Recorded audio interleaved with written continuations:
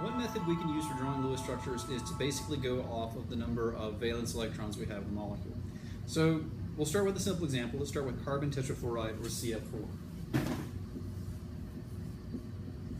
Now with carbon tetrafluoride, each carbon atom has 4 valence electrons, and each fluorine atom has 7 valence electrons.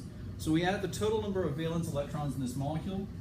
We got the number from carbon, plus 4 times the number from fluorine, which will give us a total of 32 electrons. So now that we know the total number of valence electrons, we're going to start by drawing our central atom, surrounded by our periphery atoms, in this case 4 fluorine atoms.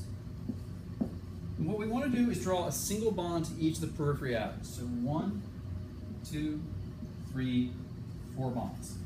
Now remember, with Lewis theory, each bond constitutes 2 electrons. So from our total number of electrons, or 32, we need to subtract out 2 electrons for each bond.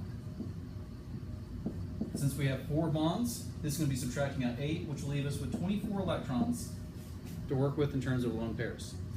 Next step is to go to each of the periphery atoms and fill up their octet. So with this fluorine atom on top, we've already got 2 from the bond, so we need an additional 6 to complete the octet. Go to the next fluorine, same story. Take 6 lone pair electrons to complete the octet. Bottom fluorine, left fluorine. We have 6 electrons in each fluorine atom, so we need to subtract those off. And what we find is we're left with no valence electrons.